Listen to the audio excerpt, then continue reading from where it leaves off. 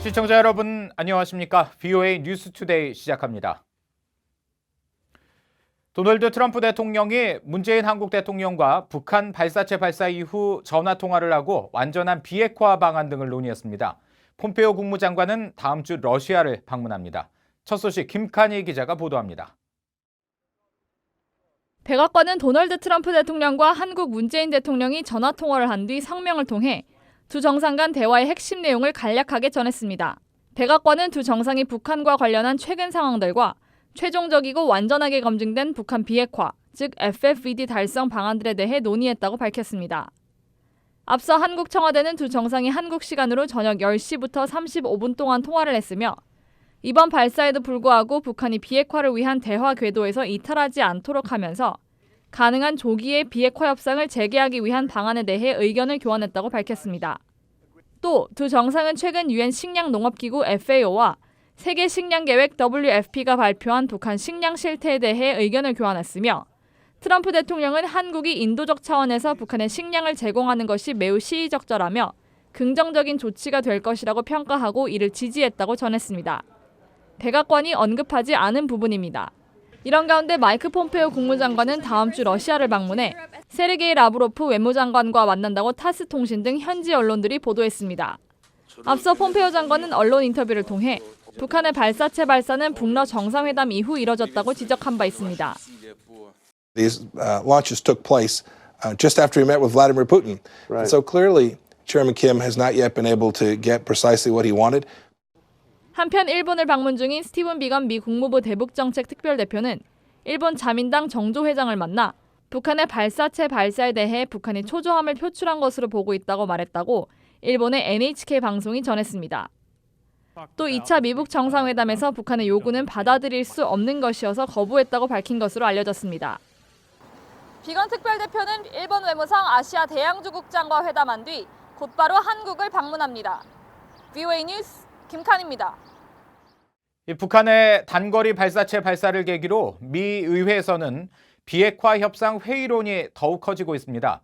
북한이 또 도발하면 협상은 대전환을 맞게 될 것이라는 경고와 함께 모든 옵션을 테이블 위에 올려야 한다는 강력한 주문도 나왔습니다. 이주은 기자가 미 의회 분위기를 취재했습니다. 북한이 단거리 발사체 발사를 감행한 지 나흘째, 미 의회에서는 미북 협상에 대한 회의론이 커지고 있습니다. 도널드 트럼프 대통령의 측근으로 알려진 린지 그레이엄 상원 의원은 그동안 대북 협상에 대한 공개적 비판을 자제해왔지만 이번엔 다른 반응을 보였습니다. It's disturbing. It seems to be going in the wrong direction. It seems to be inconsistent with the spirit of the negotiations for the missile testing. But I'll give the president the benefit of the doubt. 북한의 발사체 도발에도 불구하고 비핵화 협상 낙관론을 밝힌 트럼프 대통령을 한 번 더 믿어보겠지만 북한의 추가 도발 시 미북 협상은 대전환을 맞게 될 것이란 경고도 남겼습니다. But I would say the day that North Korea demonstrates ballistic missile testing or any more weapons testing is a day to change the paradigm. 북한의 무력 시위에 대한 트럼프 행정부의 유화적 제스처가 오래가지 않을 것이란 전망도 나옵니다. In order to try and keep the negotiations moving forward, President Trump has failed to respond forcefully to Kim Jong-un restarting ballistic missile tests. I don't think this can continue much longer. 김정은이 완전한 비핵화를 약속했을지 몰라도 트럼프 대통령은 김정은이 그런 방향으로 진지한 노력을 기울이지 않았다는 현실에 직면할 수밖에 없다는 겁니다. 최근 한국을 방문해 탈북자들과 면담했던 쿤스 의원은 또 트럼프 대통령이 북한 정권의 인권 유린 행위에 대한 문제를 제기하는 데도 실패했다고 비판했습니다. 일부 공화당 의원들은 트럼프 대통령이 강운 양면 전략을 펼치고 있다며 트럼프 대통령의 협상력에 여전한 신뢰를 표명했습니다. Well, I think if North Korea doesn't come back with an acceptable offer to this president, you know how he deals with bad deals, and I think he would walk away from it. 의원들 사이에서는 트럼프 행정부가 협상 진행 상황과는 별개로 모든 옵션을 테이블 위에 놓고 압박을 가해야 한다는 주장도 확산되고 있습니다. VOA 뉴스 이조은입니다. 미국 정부 고위 관리가 유엔 회의에서 북한 핵 문제 해결을 최우선 과제로 꼽으면서 대북 압박이 필요하다고 주장했습니다. 북한의 발사체 발사 이후 나온 유엔에서의 첫 입장입니다. 함지하 기자가 보도합니다. 뉴욕 유엔 본부에서 열린 2020년 핵 확산 금지 조약 NPT 평가회의 준비위원회에서 로버트 우드 미 국무부 군축 담당 대사는 전 세계 핵 확산을 현존하는 위협으로 지적하면서 북한 핵 문제를 정면으로 거론했습니다. 우드 대사는 국제사회는 중대한 핵 확산 도전에 유념해야 한다면서 특히 그중에서도 가장 중요한 건 북한의 불법적인 대량 살상 무기와 관련 프로그램이라면서 이 프로그램들이 국제 안보와 세계 비확산 체제에 심각한 위협을 가한다고 밝혔습니다. 또 모든 NPT 당사국들은 제재의 이행과 압박에 중요한 역할을 인지해야 한다면서 대북 제재 유지의 중요성을 강조했습니다. 외교적 진로가 성공할 가능성을 최대한 높이기 위해서라도 미국은 모든 나라들에게 유엔 안보리 결의에 따른 의무를 완전히 이행할 것을 계속 촉구한다는 겁니다. 다만 미국은 진전을 이룰 준비가 돼 있고 여기에 전념할 것이라고 밝혔습니다. 앞서 미국 정부는 준비위원회 첫날인 지난달 29일 북한의 핵 문제를 언급한 이후 추가 3차례 발표해서 북한 문제를 거론하지 않았습니다. 그러다 북한의 단거리 발사체 발사 이후 첫 준비위원회인 이 자리에서 북한의 대량 살상 무기와 확산 문제를 다시 제기했습니다. 이날 열린 NPT 준비위원회 평가회의에서 발표를 한 30여 개 국가 가운데 북한 문제를 언급한 나라는 미국과 일본, 이탈리아 3나라뿐이었습니다. 앞서 유엔은 북한의 단거리 발사체 발사에 대해 우려의 목소리를 냈습니다. Such an action serves only to increase tensions in the region.